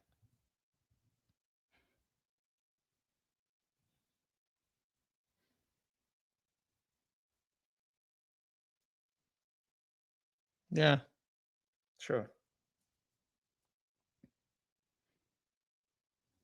Sure. You're right. It's AI. Yeah. You want to tell us more? I just want to know. You want to tell us more? I'm just saying. I'm just saying. This is on Fox News from 2 years ago. Yeah. Yeah. This is AI, right? Yeah. All right. Come on, Lifetime. Tell me. Oh, okay. Go ahead. At Amazon, Go ahead. skills training and By the apprenticeships way, can move hourly employees into higher I paying don't roles. give a shit, Fox like robots. News. This is on Fox News. This was 2 years ago. Oh, I thought it was AI.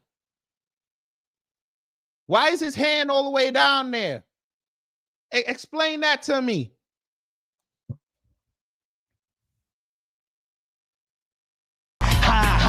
Joke's on you. See, this is what you MAGA idiots don't do. You don't research. I did this in 10 seconds. You see how easy? You imagine how much you could have learned in 10 years if you'd have did what I did in 10 seconds. Why is his hand down there?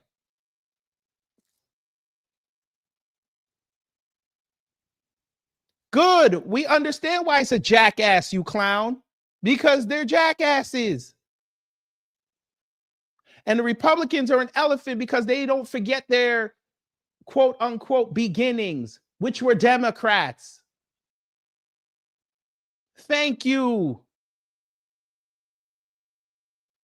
Now tell me something else.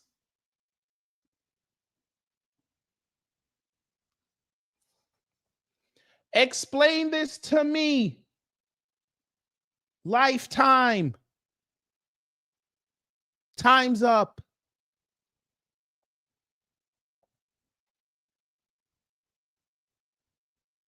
That was in 2000 from the William J. Clinton Presidential Library. So this is in there.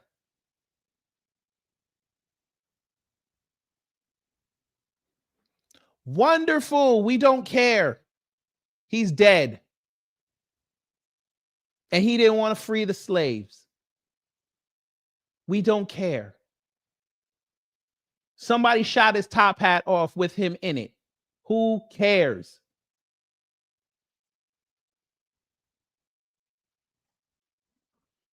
You can't teach nothing.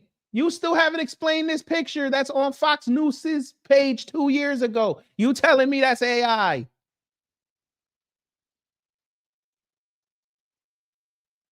Why is his head near his crotch? Explain that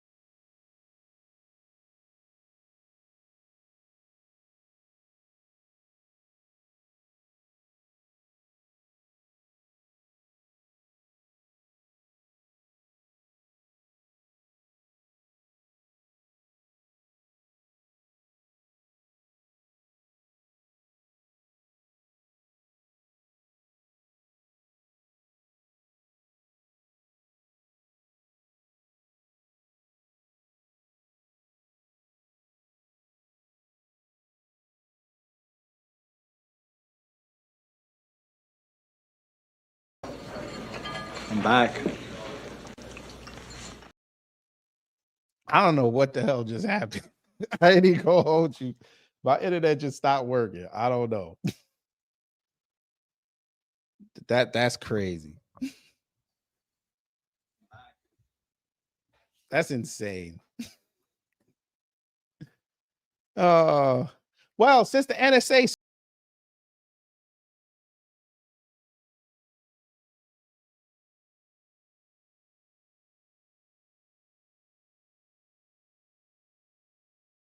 since folk want to tell me that this was a lie and it's AI, why is his hand there? I know that bitch ran like a hoe.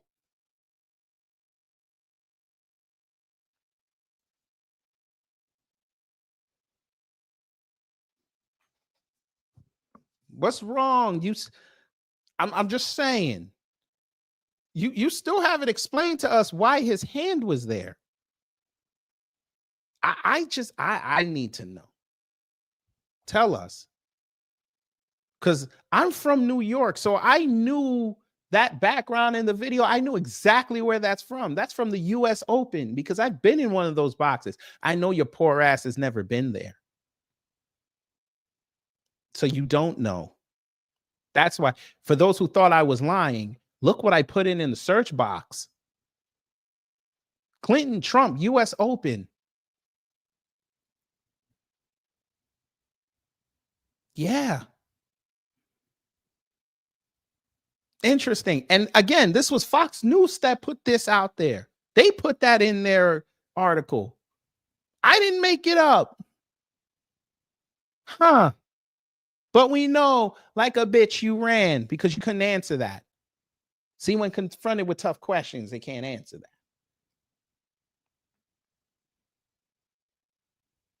I wouldn't be surprised if that presidential library dropped that video. I wouldn't be surprised.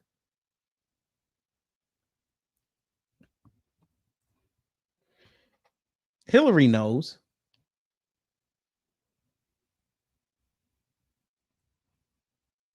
She probably walked in.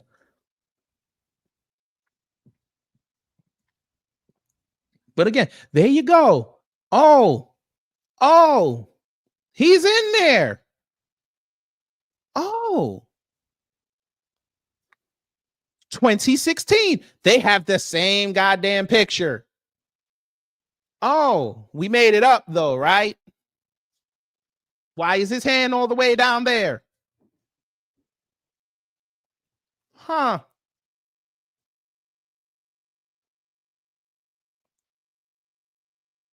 There's another one.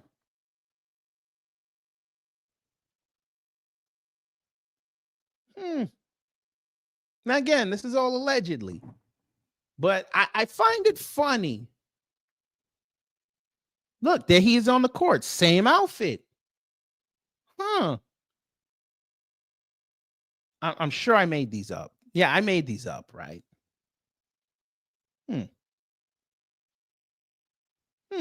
More.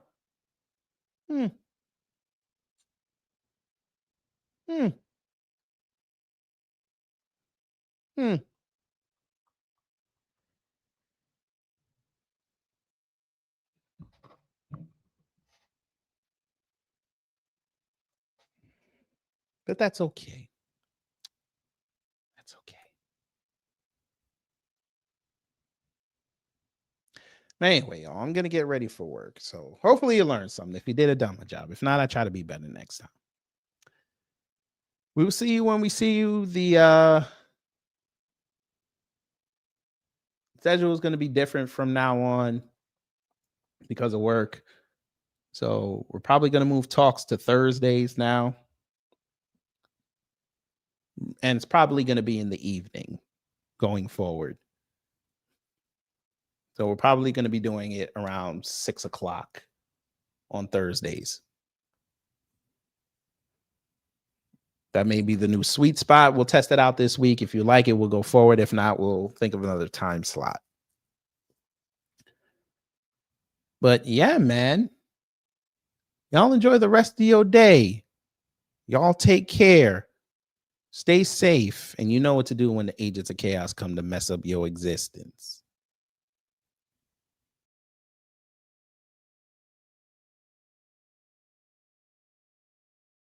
There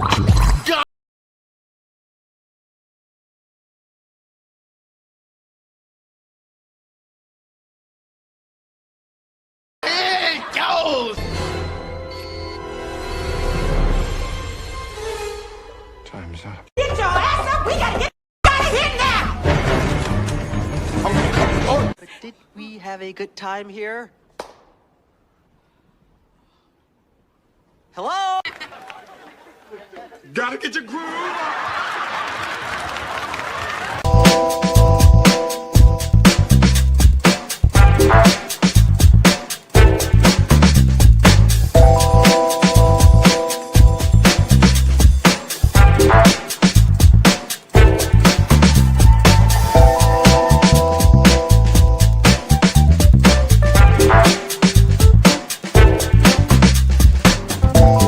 At the end of the day gotta end.